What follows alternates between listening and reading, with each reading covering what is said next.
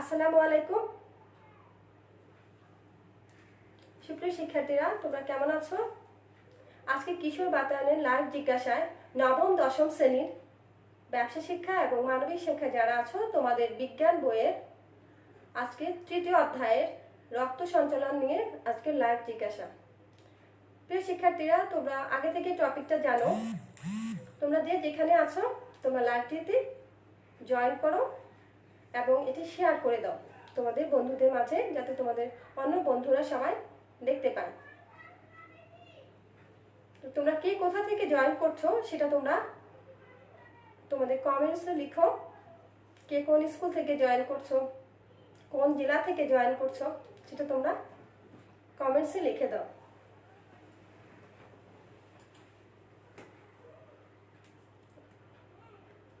তোমরা নিশ্চয় শেয়ার করে দিয়েছো এবং জয়েন করেছো। আমি আবারও বলছি, নবম দশম শ্রেণীর ব্যবসা শিক্ষা এবং মানবিক শিক্ষায় যারা আছো তাদের বিজ্ঞান বিষয়ের তৃতীয় অধ্যায়ের আজকে টপিকস হচ্ছে লাইভ জিজ্ঞাসার টপিকস হচ্ছে রক্ত সঞ্চালন। ঠিক আছে? তো তোমরা নিশ্চয়ই জয়েন করেছো। তাহলে আজকে আমি আমার ক্লাসটা শুরু করে দিই। প্রথমে আমি আমার পরিচয়টা দিচ্ছি। আমি সিদ্ধ নাবিলা সিদ্দিকা, সহকারী শিক্ষক, কদম মোবারক এমআই উচ্চ বিদ্যালয়, কোতোয়ালি, চট্টগ্রাম। আমি চট্টগ্রাম থেকে এই লাইভে তোমাদের সাথে যুক্ত হয়েছি বিজ্ঞান ক্লাস নিয়ে। তোমাদের যত জিজ্ঞাসা আছে রক্ত সঞ্চালন, আজকের জিজ্ঞাসার বিষয়টি হচ্ছে রক্ত সঞ্চালন। তোমরা আগে থেকেই জানো তোমরা এই বিষয়টি এবং নিশ্চয়ই কিছুটা পড়েছো, এবং তোমাদের যত প্রশ্ন আছে তোমরা কমেন্টসে লিখে দিবে। কেমন? তো আজকে তাহলে আমরা শুরু করি। কেমন? দেখো, এখানে কতগুলো ছবি দেখাচ্ছি, ছবিগুলো লক্ষ্য করো। এখানে কি আছে? এটা হচ্ছে আমাদের দেহের। ছবিগুলো দেখে তোমরা অবশ্যই বলতে পারবে এদিকে এটা হচ্ছে আমাদের শরীরের মধ্যে কি রক্ত সঞ্চালিত হয় এই অঙ্গের মাধ্যমে। এটাকে চিহ্নিত করা হয়েছে। এই চিহ্নিত অঙ্গটির নাম কি সেটাও তোমরা বলতে পারবে। এটা আরেকটি চিত্র, সেটি লক্ষ্য করো। এখানে কি আছে? আমাদের শরীরের ভিতরে এটা কি দুটো ফুসফুস, আর তার মাঝখানে কি আছে? হৃৎপিণ্ড। আর এই হৃৎপিণ্ডের মাধ্যমে কি হয়, তোমরা এই চিত্র দেখে তোমরা অবশ্যই বুঝতে পারবে যে এটি হচ্ছে হৃৎপিণ্ড। এই হৃৎপিণ্ডের মাধ্যমে সারা দেহে কি হয়? আমাদের দেহে রক্ত সঞ্চালিত হয়। তো আজকে আমরা আমাদের যে মানব দেহে রক্ত সঞ্চালন নিয়ে আমরা পড়ব এবং জানব। আজকে পাঠ শেষে তোমরা কি কি জিনিস জানতে পারবে সেটা হচ্ছে হৃৎপিণ্ড কি তা ব্যাখ্যা করতে পারবে, হৃৎপিণ্ডের গঠন বর্ণনা করতে পারবে, মানব দেহে কার্ডিয়াক চক্র ব্যাখ্যা করতে পারবে, হৃৎপিণ্ডের মধ্যে রক্ত সঞ্চালন পদ্ধতি বিশ্লেষণ করতে পারবে, হার্টবিট বা পালস রেট গণনা করতে পারবে। গণনার যে পদ্ধতিটা আছে সেটি করতে পারবে। কেমন? এখন রক্ত সঞ্চালনটা কি? আমাদের শরীরে কি হয়? রক্ত সারা দেহে সঞ্চালিত হয়। ঠিক কিসের মাধ্যমে? মেরুদণ্ডের প্রাণীতে রক্ত সঞ্চালন হয়। এই রক্ত সঞ্চালনটা মেরুদণ্ডে কিসের মাধ্যমে হয়? রক্ত সংবহন তন্ত্রের মাধ্যমে। আমাদের তন্ত্রটা কি জিনিস? কতগুলো অঙ্গ নিয়ে একটি তন্ত্র গঠিত হয়, তাই তো? এই এক একটা তন্ত্র এক একটা কাজের জন্য ব্যবহৃত হয়। আর রক্ত সঞ্চালনের জন্য যে তন্ত্রটি ব্যবহৃত হয় সেটি হচ্ছে রক্ত সংবহন তন্ত্র। এটি কি নিয়ে গঠিত? এটি হৃৎপিণ্ড, ধমনী, শিরা এবং কোষিক জালিকা নিয়ে গঠিত হয়। তো আমরা এখন দেখি এটা একটি কি জিনিস দেখতে পাচ্ছি, একটা পাম্প মেশিন। আমাদের হৃৎপিণ্ডটা কি হয়? এটা হচ্ছে হৃৎপিণ্ড। পাম্প মেশিনটা যখন চলে তখন কি অনবরত চলতে থাকে না? এই হৃৎপিণ্ডের এই যে পাম্প হচ্ছে, এটিকে পাম্প যন্ত্রের সাথে তুলনা করা হচ্ছে। আর কি দেখো, এটি সমস্ত শরীরে কি করে? রক্ত সংবহন করে থাকে। হৃৎপিণ্ড কি হয় জানো? হৃৎপিণ্ডটা দেখতে কেমন? একটু দেখতে ত্রিকোণাকার আর কলার মোচার মতো। কলার মোচা দেখেছো না? কলার মোচার মতো। তো হৃৎপিণ্ড সব সময় কি সংকুচিত আর প্রসারিত হয়ে সারা দেহে কি করে? রক্ত সংবহনটা করে থাকে। হৃৎপিণ্ড যদি সংকুচিত আর প্রসারিত না হতো তাহলে আমাদের শরীরে রক্ত সঞ্চালনটা হতো না। ঠিক আছে। এখন দেখো এটা হৃৎপিণ্ড আর এটা হচ্ছে ফুসফুস। এই হৃৎপিণ্ড আর ফুসফুসের মানে হৃৎপিণ্ডটা কোথায় অবস্থিত? আমাদের বক্ষ গহ্বর আছে, উদর গহ্বর আছে। এই বক্ষ গহ্বর এবং উদর গহ্বরের কোথায়? এটা হচ্ছে ফুসফুস। এটা হচ্ছে দুটি ফুসফুস। দুই ফুসফুসের মাঝখানে মধ্যচ্ছদা উপরে, মধ্যচ্ছদা আছে, মধ্যচ্ছদার উপরে এই হৃৎপিণ্ডটি অবস্থিত। আচ্ছা, এখন দেখো হৃৎপিণ্ডটা আমরা কার সাথে তুলনা করছি? দেখতে দেখো এটা কলার মোচা, অনেকে দেখেছো। এটা দেখতে দেখো পুরোটা হৃৎপিণ্ডের মতো না? তাই হৃৎপিণ্ড দেখতে কিসের মতো? কলার মোচার মতো। আচ্ছা, এখন দেখো এটা হচ্ছে একটা হৃৎপিণ্ড। হৃৎপিণ্ডটাকে দেখো এর মধ্যে একটা পাতলা একটা পর্দা আছে, তাই না? আর এই দেখো এটা হচ্ছে হৃৎপিণ্ড আর এই পর্দাটার নাম হচ্ছে কি? পেরিকার্ডিয়াম। এই পর্দার নাম হচ্ছে পেরিকার্ডিয়াম। এই পেরিকার্ডিয়াম পর্দাটা হচ্ছে দ্বিস্তর বিশিষ্ট। দ্বিস্তর বিশিষ্ট, তাহলে হৃৎপিণ্ড কি? পেরিকার্ডিয়াম বিশিষ্ট। পেরিকার্ডিয়াম পর্দা দ্বারা কয় স্তর বিশিষ্ট? 2 স্তর বিশিষ্ট। কেমন? তাহলে তোমাদেরকে যদি প্রশ্ন করা হয় যে হৃৎপিণ্ড কি দিয়ে বেষ্টিত? হৃৎপিণ্ড একটি পাতলা পর্দা দ্বারা বেষ্টিত, সেটি হচ্ছে পেরিকার্ডিয়াম পর্দা। এটি কয় স্তর বিশিষ্ট? এটি 2 স্তর বিশিষ্ট। কেমন? এটা একটু দেখো হৃৎপিণ্ডর এই যে পেরিকার্ডিয়াম পর্দা, এই পর্দাটা লক্ষ্য করো তোমরা একটু ভালো করে। এই পর্দা দুটার মাঝখানে কি থাকে? দুটি পর্দার মাঝখানে কি থাকে? ফ্লুইড থাকে। ফ্লুইড মানে তরল জাতীয় পদার্থ থাকে। সেটির জন্য কি হয়? হৃৎপিণ্ড সংকোচনে সাহায্য করে। এই পেরিকার্ডিয়াম পর্দা হৃৎপিণ্ডকে কি করে? সংকোচন প্রসারণে সাহায্য করে। এখন আমরা দেখি, একটু মনোযোগ দিয়ে দেখি। এটা একটি হৃৎপিণ্ড ছবি। এই হৃৎপিণ্ডের গঠনটা আমরা এখন করব। হৃৎপিণ্ডটা কেমন দেখতে? দেখো এটি একটি হৃৎপিণ্ড। হৃৎপিণ্ডকে যদি আমরা দেখো প্রতিটা ভিতরে, এর ভিতরের অঙ্গগুলো কি কি জিনিস আছে? 3টি স্তর আছে হৃৎপিণ্ডের। কয়টি স্তর? 3টি স্তর। আমি এর আগে বলেছি হচ্ছে পুরো হৃৎপিণ্ডটা থাকে একটি পাতলা পর্দা দ্বারা আবৃত থাকে, সেটির নাম হচ্ছে পেরিকার্ডিয়াম। কিন্তু এই হৃৎপিণ্ডটা হচ্ছে আবার 3টি স্তরে। কি কি? এপিকার্ডিয়াম, মায়োকার্ডিয়াম আর হচ্ছে এন্ডোকার্ডিয়াম। ঠিক আছে। এখন দেখো এই হৃৎপিণ্ডের মধ্যে প্রকোষ্ঠ আছে। আমরা জানি হৃৎপিণ্ডের মধ্যে কয়টি প্রকোষ্ঠ? 4টি প্রকোষ্ঠ। এই 4টি প্রকোষ্ঠ কি কি তোমরা একটু লক্ষ্য করো। এটা হচ্ছে ডান অলিন্দ আর এটা হচ্ছে বাম অলিন্দ। প্রকোষ্ঠ 4টি, মানে একটা ঘরের মতো কক্ষ। হ্যাঁ, এই দেখো এটা একটি ঘরের মতো। এটা উপরে তোমরা মনে রাখবে, মনে রাখা খুবই সহজ। সেটি হচ্ছে উপরে দুটি হচ্ছে কি? অলিন্দ। ঠিক আছে, উপরে দুটি ছোট ছোট, এগুলো হচ্ছে ছোট ছোট। একটা ডান সাইডে যেটা ডান অলিন্দ, বাম সাইডে যেটা সেটা বাম অলিন্দ। আর নিচে দুটি প্রকোষ্ঠ থাকে, সেগুলোকে বলা হচ্ছে নিলয়। ডান সাইডেরটাকে কি বলবে? ডান নিলয়। আর বাম পাশেরটাকে কি বলবে? বাম নিলয়। এখন দেখো এই যে ডান নিলয় থেকে দুইটি মহাশিরা। মহাশিরা কাকে বলে? কতগুলো শিরা যখন একত্র হয় একটি বড় আকারে একটা শিরা হয়, সেটাকে বলা হচ্ছে মহাশিরা। এই ডান অলিন্দ থেকে দুইটি মহাশিরা বের হয়। সেটি উপরে যেটা থাকে সেটাকে বলা হচ্ছে ঊর্ধ্ব মহাশিরা, আর নিচে যেটা সেটাকে বলা হয় কি? নিম্ন মহাশিরা। একেবারে সোজা, তাই না? এবার দেখো এই যে মহাধমনী, কতগুলো ধমনী, যখন মহাধমনীটা হচ্ছে এখানে, আর এটা হচ্ছে ফুসফুসীয় ধমনী। আমরা ধমনী কি? ধমনী ছাড়াও এক ধরনের ধমনী, ব্যতিক্রম ধর্মী ধমনী আছে, সেটি হচ্ছে ফুসফুসীয় ধমনী। আবার একটি আছে ব্যতিক্রম ধর্মী, সেটা হচ্ছে কি? ফুসফুসীয় শিরা। এখন আমরা দেখি এই যে তাহলে আমরা বলতে পারবো যে হৃৎপিণ্ডের প্রকোষ্ঠ কয়টি? 4টি। কি কি? ডান অলিন্দ, বাম অলিন্দ, ডান নিলয়, বাম নিলয়। আচ্ছা, এখন দেখো এই যে হৃৎপিণ্ডটা কি হচ্ছে? দেখো সবাই লক্ষ্য করো, এটি হচ্ছে সংকুচিত প্রসারিত হচ্ছে। এখন এখানে তোমরা লক্ষ্য করো এই চিত্রটিতে আমরা এই উপরে দেখেছি কি? অলিন্দগুলো। হ্যাঁ, আর নিচে হচ্ছে নিলয়গুলো। এখানে দেখো সংকুচিত প্রসারিত হচ্ছে যে অলিন্দগুলোর ভিতরকার। অলিন্দ দুটি। অলিন্দ কয়টি? 2টি। দুটির ভিতরকার প্রাচীর কেমন? অলিন্দ হচ্ছে কোথায়? উপরে। এর প্রাচীরগুলো কিন্তু পাতলা। আর নিলয় দুটির প্রাচীর হচ্ছে পুরু এবং কি? পেশিবহুল। দেখো এই প্রাচীর মানে পর্দা যেটা দিয়ে গঠিত হয়, সেটি হচ্ছে কি? পুরু এবং পেশিবহুল।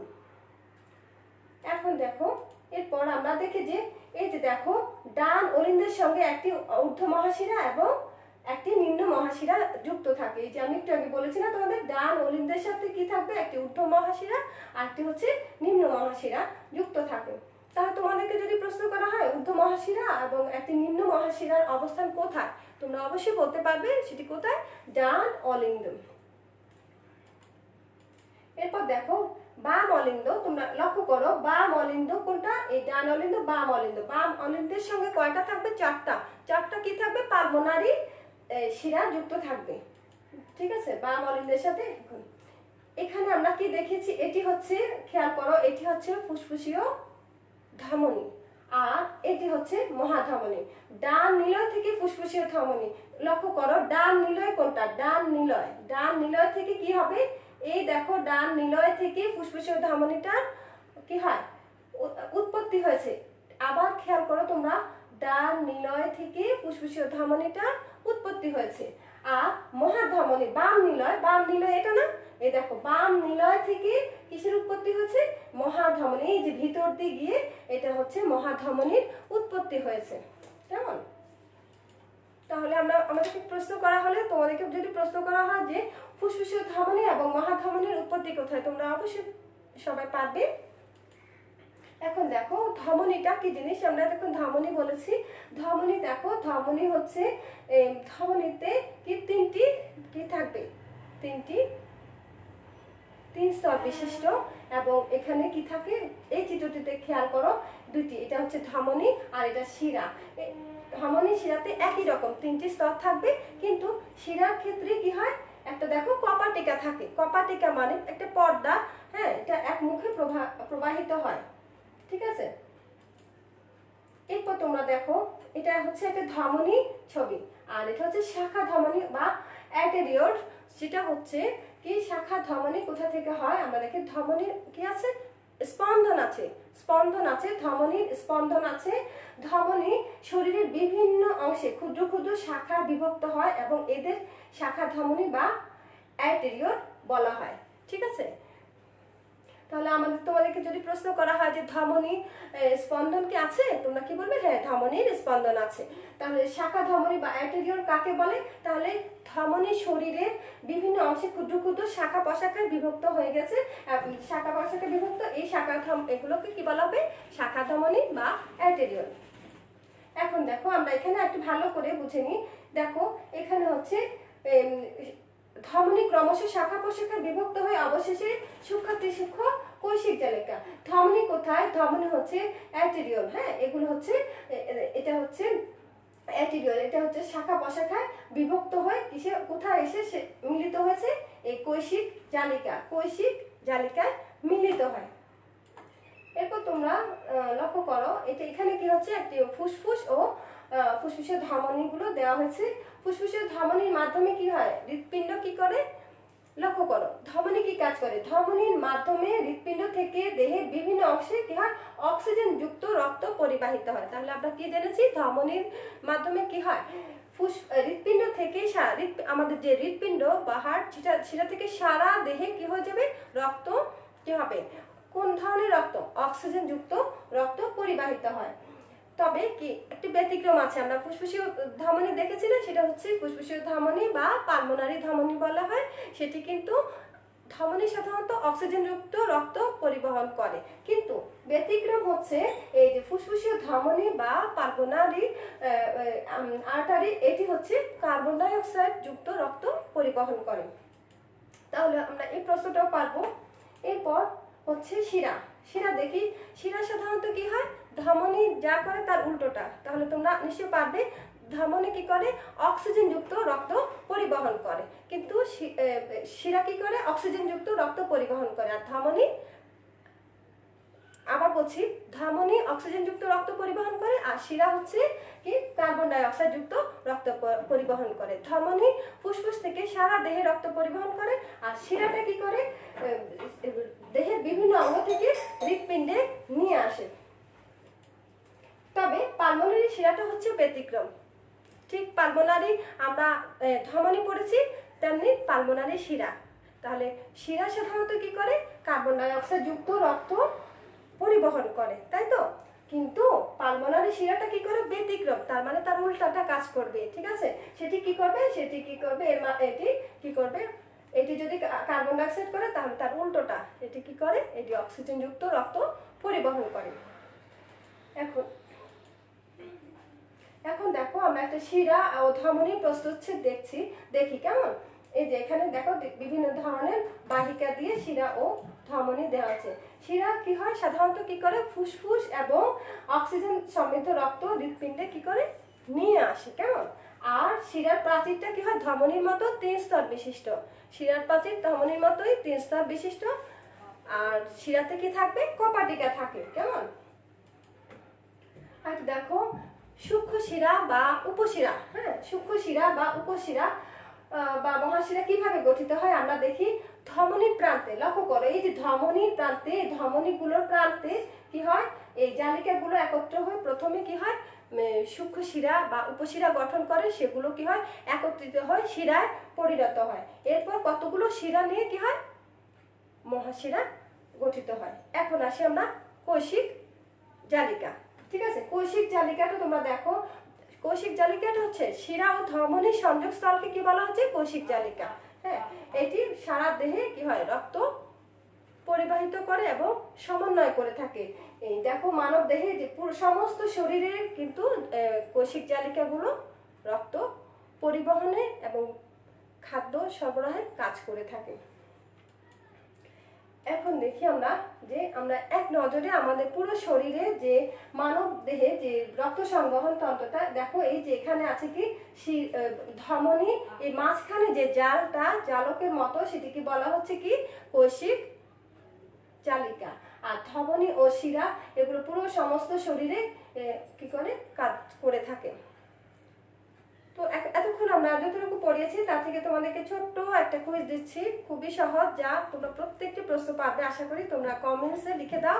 প্রথম প্রশ্ন হচ্ছে, লক্ষ্য করো, হৃৎপিণ্ড বেষ্টনকারী পর্দার নাম কি? অবশ্যই তোমরা পারবে। দ্বিতীয়টি হচ্ছে, ধমনী ও শিরা সংযোগস্থলকে কি বলে? লিখো, তোমরা কমেন্টসে লিখো। এরপর হচ্ছে, কার্বন ডাই অক্সাইড যুক্ত রক্ত পরিবহন করে কে? কার্বন ডাই অক্সাইড যুক্ত রক্ত একটু আগে বলেছিলাম। এরপর হচ্ছে, মহাধমনীর উৎপত্তি স্থল কোনটি? মহাধমনীর উৎপত্তি স্থল। তারপর হচ্ছে, ধমনী শাখা প্রশাখা বিভক্ত হয় কি গঠন করে? ধমনী আবার শাখা প্রশাখায় বিভক্ত হয়ে গিয়ে কি গঠন করে? তোমাদেরকে একটু সময় দিচ্ছি, তোমরা দেখে নাও, দেখে আমাকে একটু কমেন্টসে জানাও, আমিও দেখি তোমরা কি কি পারছো।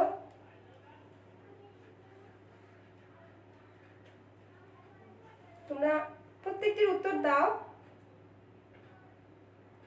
আমি যতটুকু পড়েছি আশা করছি তোমরা পারবে।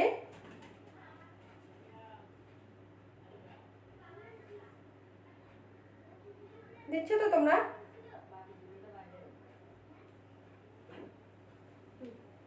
তাহলে তোমরা যারা লিখেছো তোমরা একটু উত্তরটা মিলিয়ে নাও। তোমাদের উত্তরগুলো যাদের হয়েছে তোমরা খুব খুশি হবে। আমি আশা করব তোমরা যারা দেখছো তারা ভালো করে মনোযোগ দিয়ে দেখছো, তোমরা অবশ্যই এগুলো পারবে। 5টি উত্তরই তোমরা পারবে, ঠিক আছে? আমরা তাহলে নেক্সট যাই, হৃৎপিণ্ডের কাজ, ঠিক আছে? আমরা এখন যাচ্ছি মানব দেহে। এটি হচ্ছে মানব দেহে রক্ত সংবহন তন্ত্র। আর কি হচ্ছে? হৃৎপিণ্ড কি হয়? সংকুচিত প্রসারিত হয়। হ্যাঁ, সংকুচিত প্রসারিত হয় কি হয়?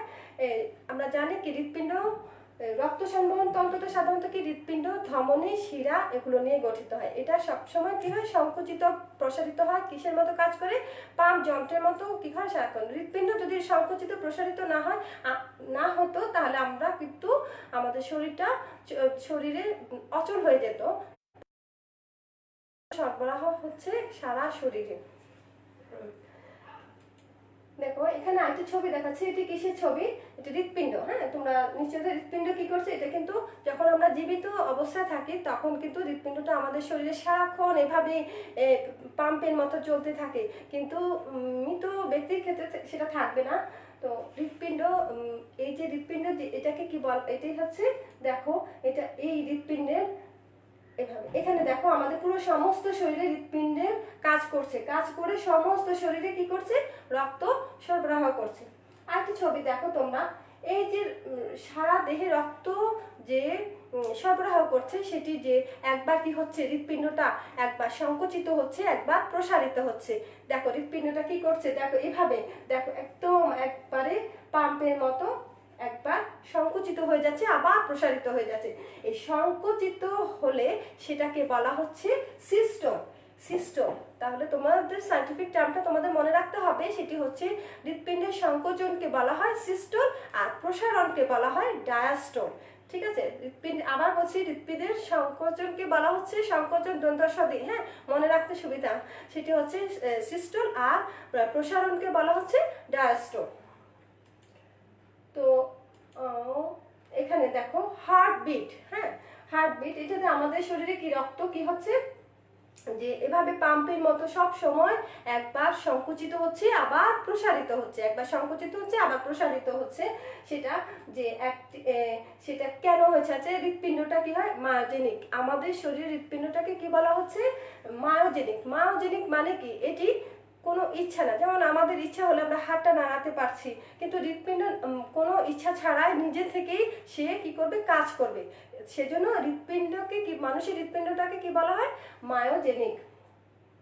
আর হৃদস্পন্দন বা হার্টবিট সেটা হচ্ছে হৃদস্পন্দন বা দেখো হৃৎপিণ্ড একটি সক্রিয় পাম্পের মতো কাজ করে, ঠিক আছে, সক্রিয় পাম্পের মতো। এর ভিতরে কি হয়, সারাক্ষণ ছন্দে ছন্দে তালে তালে হৃৎপিণ্ড কিন্তু স্বাভাবিক মানুষের, সুস্থ মানুষের ছন্দে ছন্দে তালে তালে কি হবে, এটি কি হবে, স্পন্দিত হবে। হ্যাঁ, এই স্পন্দনকে হৃদস্পন্দন বা হার্টবিট বলে। আমরা যে হার্টবিট বলি, যে হার্টবিট বেড়ে গেছে, হ্যাঁ বলি না, অনেক সময় অনেক কারণে হার্টবিট বেড়ে যায়, ঠিক আছে, আবার অনেক সময় কমে যায়।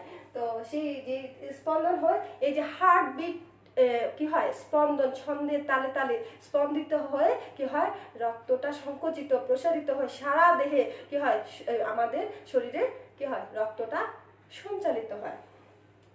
ঠিক আছে, এই যে সঞ্চালিত হয় এটা একটা চক্রের মাধ্যমে হয়ে থাকে। সেই চক্রটার নাম হচ্ছে কি জানো, কার্ডিয়াক চক্র। কার্ডিয়াক হসপিটালে, ঢাকায় আছে না কার্ডিয়াক হসপিটাল, মানে হার্ট হৃদযন্ত্রে যত চিকিৎসা করা হয় সেটা কার্ডিয়াক হসপিটালে রেফার করা হয়, যে কার্ডিয়াক হসপিটাল। তো মনে করবা সবগুলো হার্টের সমস্যা বা হৃদস্পন্দনের সমস্যা বা হার্ট, যেমন হার্টবিট কোনো কারণে সমস্যা হলে সেটিকে বলা হচ্ছে কি কার্ডিয়াক। এই দেখো এখানে হৃদস্পন্দন, আমাদের হৃদস্পন্দন হয় কার্ডিয়াক চক্র। এই পুরোটাও একটা চক্র। এটা কিভাবে হয় আমরা একটু দেখি। এই কার্ডিয়াক চক্রটা 4টি ধাপে হয়। কয়টি ধাপে? 4টি ধাপে। কি কি? আমরা অলিন্দ নিলয় পড়েছি না, অলিন্দ নিলয়, ডান অলিন্দ বাম অলিন্দ আর সিস্টোল ডায়াস্টোল, মনে আছে? অলিন্দগুলো উপরে থাকে, ডান বাম, আর নিলয়গুলো নিচে, অবশ্যই তোমাদের মনে আছে। আর সিস্টোল ডায়াস্টোল, সিস্টোল মানে সংকোচন, ডায়াস্টোল মানে প্রসারণ। এভাবে করে এই কার্ডিয়াক চক্রটাকে 4টি ধাপে, হ্যাঁ, বলা হচ্ছে অলিন্দের ডায়াস্টোল। তাহলে তোমরা বুঝে নাও যে খুবই সহজ। এটা হচ্ছে অলিন্দের ডায়াস্টোল মানে হচ্ছে অলিন্দের কি হবে, প্রসারণ। ডায়াস্টোল মানে প্রসারণ। আর অলিন্দের সিস্টোল মানে সংকোচন। আর নিলয়ের সিস্টোল, নিলয় নিচের দিকে, নিলয়ের কি হয়, সিস্টোল মানে নিলয়ের সংকোচন। আর নিলয়ের ডায়াস্টোল মানে নিলয়ের কি হবে, প্রসারণ। ঠিক আছে, এই 4টি ধাপে কি হয়, কার্ডিয়াক চক্র হয়। এখন আমরা কার্ডিয়াক চক্র প্রত্যেকটা ধাপের বর্ণনাটা পড়বো। এটা একটু জটিল, কিন্তু এখন তোমরা যদি পড়ো তোমাদের কাছে অনেক সহজ লাগবে। একেবারে জটিল না, খুবই সহজ যদি একটু বুঝো। আমরা বুঝে গেছি, আবারও বলছি, আমরা জানি যে কি 4টি কি কি আছে, কি প্রকোষ্ঠ, যেটা ডান অলিন্দ বাম অলিন্দ, ডান নিলয় বাম নিলয় পড়েছি না। আর কি সিস্টোল মানে হচ্ছে সংকোচন, ডায়াস্টোল মানে প্রসারণ। এই জিনিস বুঝে গেছো মানে তুমি এটা পুরোটাই বুঝতে পারবা।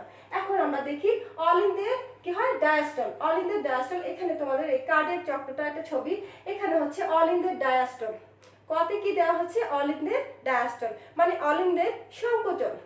এরপর দেখো এখানে দেওয়া হচ্ছে কি অলিন্দের প্রসারণ। ডায়াস্টোল মানে অলিন্দের হচ্ছে প্রসারণ, আর অলিন্দের সিস্টোল মানে অলিন্দের সংকোচন। হ্যাঁ, এখন আমরা পড়ছি কি অলিন্দের ডায়াস্টোল। অলিন্দ যখন ডায়াস্টোল অবস্থায় থাকে তখন কি হয়, অলিন্দ দুইটি কি হয়, প্রসারিত অবস্থা থাকে।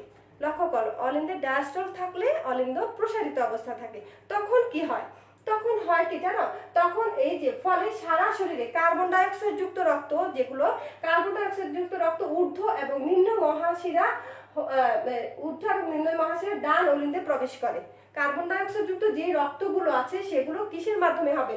ঊর্ধ্ব ও নিম্ন মহাশিরা। মনে আছে তো? ঊর্ধ্ব মহাশিরা ডান অলিন্দের মধ্য থেকে কি হয়? বের হয় ঊর্ধ্ব মহাশিরা এবং তাহলে সেগুলো কি করে? কার্বন ডাই অক্সাইড যুক্ত রক্তকে কি করে? ডান অলিন্দে নিয়ে আসে।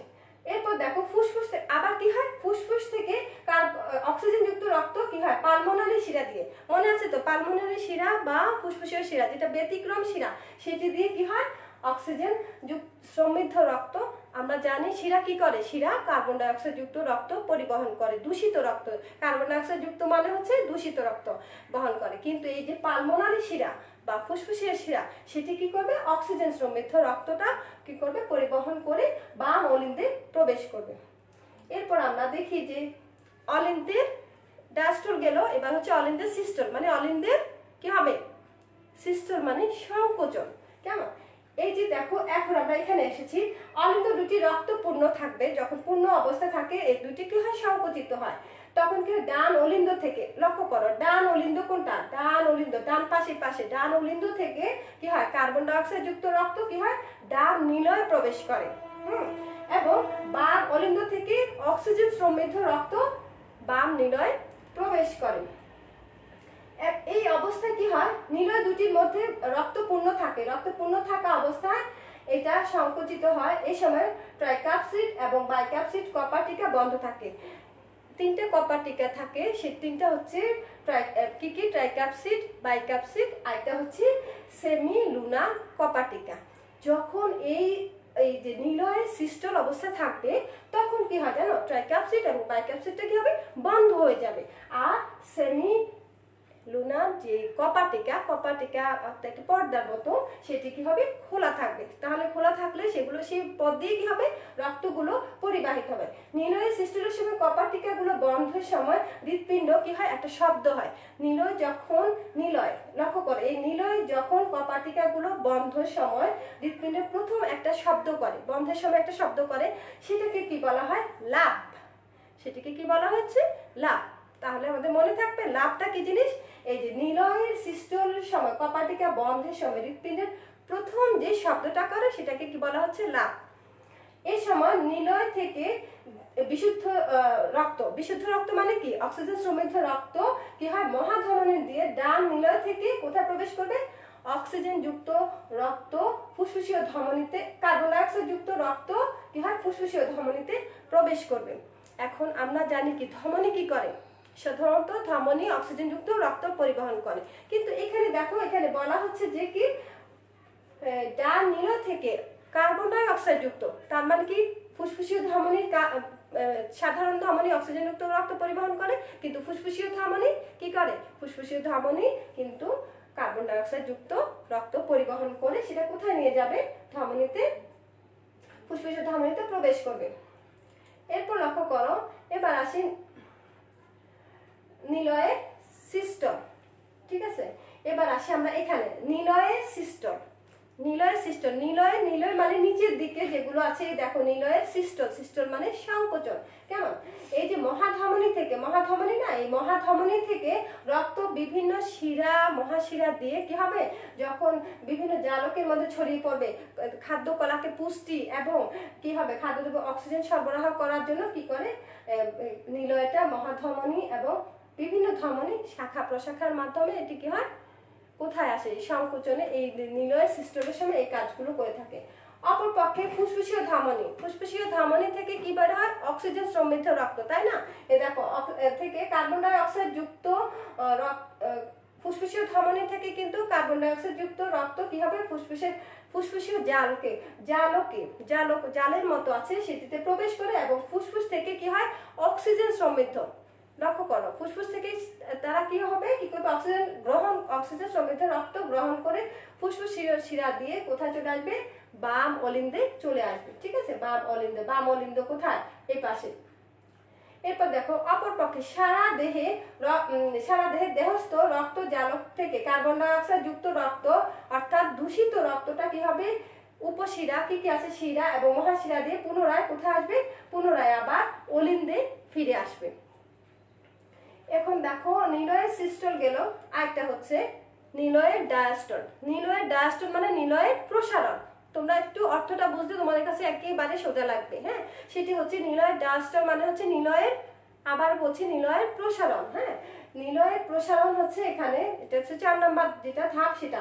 নিলয়ের সিস্টলের পরপরই কি হয়, নিলয়ের ডায়াস্টল শুরু হয়। এই সময় কি হয়, আবার অলিন্দ থেকে রক্ত কি হয় স্বাভাবিকভাবে আবার ফিরে আসে, তখন কি হয় আরেকটা শব্দ হয়। এই সময় এখানকার কি হয়, সেমি লুনার বাল্ব বন্ধের সময় তখন কি, তখন ছিল ট্রাইকাপসিড বাল্ব আর বাইকাপসিড বাল্বটা বন্ধ হয়, তখন সেমি লুনার বাল্বটা খোলা থাকে, তখন একটা শব্দ হয়েছিল নিলয়ের সিস্টলের সময়, সেটিকে বলা হচ্ছে লাভ। আর এখন যেটা করা যেটা হবে সেটা হচ্ছে যে সেমি লুনার বাল্বটা কি হবে, খোলা থাকে, তখন একটি শব্দ হয়, সেই শব্দটাকে বলা হচ্ছে ডাক। তাহলে আমরা সহজেই বলতে পারি কি, নিলয়ের সিস্টলের যে শব্দ সেটাকে বলা হচ্ছে লাভ, আর নিলয়ের ডায়াস্টলের যে শব্দ সেটাকে বলা হচ্ছে ডাব। লাভ ডাব, লাভ ডাব, মনে থাকবে কেমন? তো আমরা একটু এক নজরে দেখে নিই। এতক্ষণ যেটা দেখেছিলাম সেটা হচ্ছে নিলয়ের অলিন্দের ডায়াস্টল। তোমরা এভাবে একটু প্রবাহ আকারে দেখলে, যে কোনো কিছু প্রবাহ আকারে পড়বা, দেখবা অনেক কঠিন জিনিসও খুব সহজ তোমাদের কাছে মনে হবে। সেটা হচ্ছে দেখো 4টি ধাপ ছিল কার্ডিয়াক চক্রের। এটা হচ্ছে কার্ডিয়াক চক্র, হৃৎপিণ্ডের যে চক্রটা সেটা হচ্ছে কার্ডিয়াক চক্র। সেটি কয়টি ধাপে সম্পন্ন, 4টি ধাপে। কি কি অলিন্দে, তোমরা এই প্রবাহ চিত্রটা লক্ষ্য করো। অলিন্দের ডায়াস্টল, তারপর হচ্ছে অলিন্দের সিস্টল, নিলয়ের সিস্টল, এরপর হচ্ছে নিলয়ের ডায়াস্টল। কেমন? এটা তো আমি বলেছি তোমাদের হৃৎপিণ্ডের শব্দগুলো, দুটি শব্দ, সেটি হচ্ছে কি নিলয়ের সিস্টলকে লাভ আর নিলয়ের ডায়াস্টলকে ডাব। মনে থাকবে লাভ ডাব দুটোই না? এখন আমি তোমাদেরকে একটি ভিডিও দেখাচ্ছি, এটা আমি নিজে তৈরি করেছি, তোমরা একটু ভালোভাবে লক্ষ্য করো। এটি কিন্তু আমার নিজের কণ্ঠে দেওয়া। হৃৎপিণ্ডের রক্ত সঞ্চালন প্রক্রিয়া।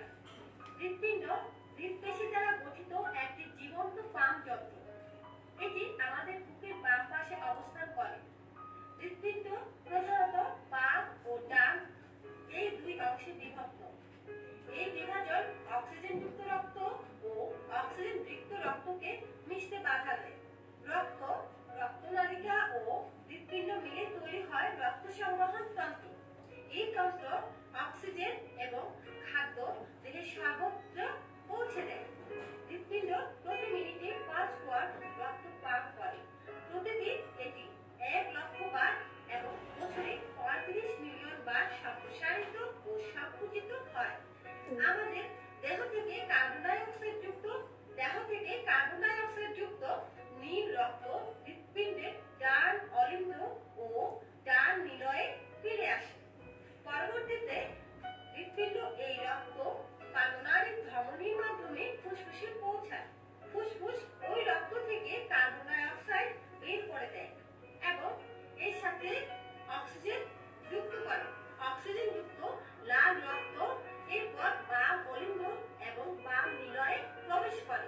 হৃৎপিণ্ড এই রক্ত মহাধমনীর মাধ্যমে দেহের সর্বত্রে পৌঁছে দেয়। আমাদের হৃৎপিণ্ডের 4টি বাল্ব রক্তকে নির্দিষ্ট পথে চলতে সাহায্য করে। এই বাল্বগুলো হলো tricuspid bulb, arterial bulb, pulmonary ও অ্যাওর্টিক বাল্ব। এগুলো শুধুমাত্র একদিকে খোলে। এই বাল্বগুলো খোলা এবং বন্ধ হওয়ার শব্দটি হলো হৃদস্পন্দন বা হার্টবিট। হৃদস্পন্দন, সিস্টল এবং ডায়াস্টল এর সমন্বয়ে গঠিত। হৃৎপিণ্ডের সংকোচনকে বলা হয় সিস্টল এবং প্রসারণকে বলা হয় ডায়াস্টল। সিস্টল অবস্থায় নিলয়গুলো সংকুচিত হয়। এর ফলে রক্ত ডান নিলয় থেকে ফুসফুসে এবং বাম নিলয় থেকে দেহে প্রবাহিত হয়, এরপর নিলয় থেকে প্রসারিত হয়। একে ডায়াস্টল বলে। ফলে অলিন্দ থেকে রক্ত নিলয়ে আসে। এভাবে একটি চক্র বারবার চলতে থাকে। হৃৎপিণ্ড কোষ দ্বারা গঠিত একটি জীবন্ত অঙ্গ, তাই এর বেঁচে থাকার জন্য দরকার হয় খাদ্য ও অক্সিজেনের। যে রক্তনালীর মাধ্যমে হৃৎপিণ্ডের প্রাচীরে রক্ত প্রবাহিত হয় তাকে বলা হয় পালমোনারি ধমনী। এর মাধ্যমে হৃৎপিণ্ডের কোষগুলো খাদ্য ও অক্সিজেন পেয়ে থাকে। আমাদের হৃৎপিণ্ডের মধ্যে রয়েছে সুন্দর একটি বৈদ্যুতিক সার্কিট। ডান অলিন্দের উপরে সার্কিট্রিয়াল নোড থেকে একটি সার্কিট বৈদ্যুতিক পালস শুরু হয়। একে বলা হয় পেসমেকার। এটি প্রথমে অলিন্দ, পেসমেকারের নাম শুনেছো তো তোমরা? পরবর্তীতে এই ইম্পালস এটিও রেটিকুলার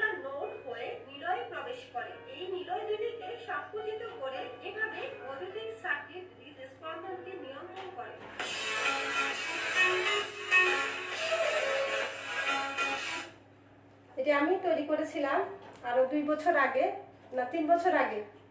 তো এটা এখন তোমাদের কাজে লেগে গেল। এটা আবার আসছে।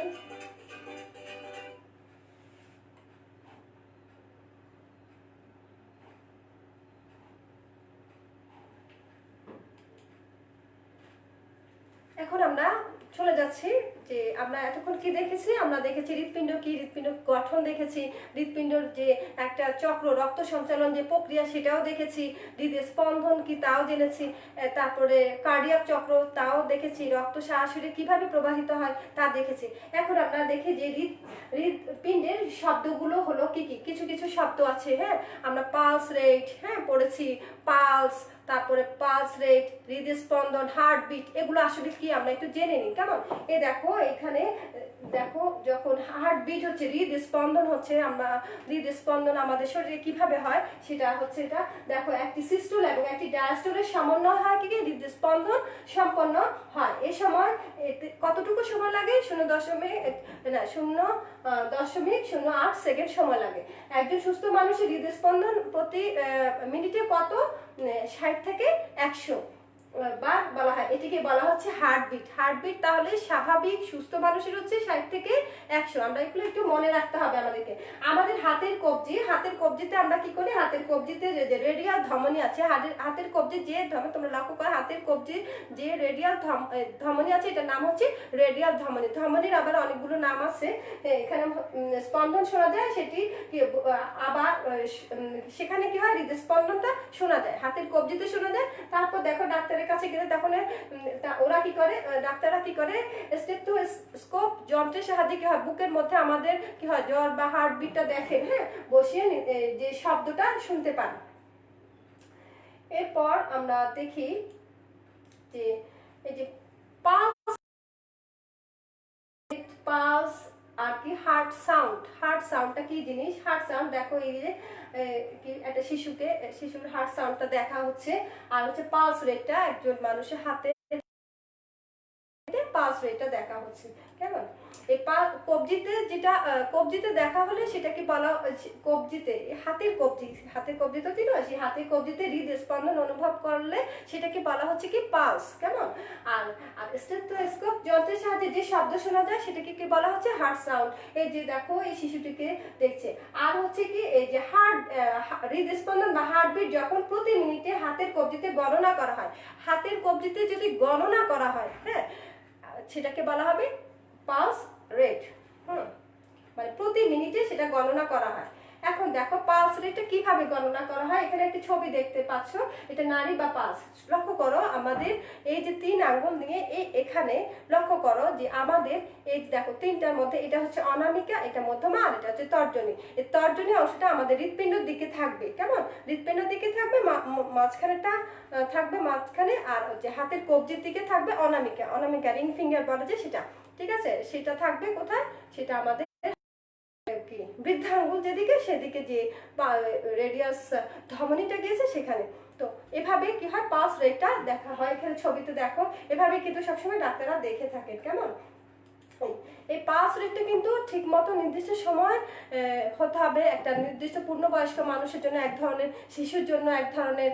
আবার কি হয়, এটি কি হয়, প্রতি ডিগ্রি ফারেনহাইট তাপমাত্রা বৃদ্ধির জন্য পালস রেট গড়ে প্রতি কি হয়, কতবার? 10 বার। আমি ডিগ্রি ফারেনহাইট তাপ বৃদ্ধির জন্য পালস রেট কতবার হয়? 10 বার। এটা তোমরা একটু মনে রাখবে। এরপর দেখো, তোমরা দেখো পালস রেটটা কখন কখন বেড়ে যায়, মানে হার্টবিটটা কখন বেড়ে যায়। হার্টবিট তো অনেক কারণে বেড়ে যায়, তাই না? আমাদের অনেক সময় অনেক কারণে বেড়ে যায়। কখনো আনন্দের সময়, কখনো দুঃখ পেলে, কখনো ভয়ে, তাই না? হার্টবিট কিন্তু বেড়ে যায়। তোমাদের হার্টবিট বেড়েছে কখনো? আবার অনেক সময় কারোর জন্য অনেক টান হয়, অনেক কোনো আত্মীয় স্বজন বা কোনো প্রিয় ব্যক্তির জন্য কি হয়, আমাদের হার্টবিটটা বেড়ে যায়, বা খুব টেনশন করলে আমাদের হার্টবিটটা বেড়ে যায়। আর যখন পরিশ্রম করে একজন মানুষ, এখানে একটা ছবি দেখো, শ্রমিকরা যখন পরিশ্রম করে তখন কিন্তু হার্টবিটটা বেড়ে যায়। একটা শিশু দেখো, শিশুটা খুব ভয় পেয়েছে, ভয় পেলেও কিন্তু হার্টবিটটা বেড়ে যায়, ঠিক আছে? এরপর দেখি এই যে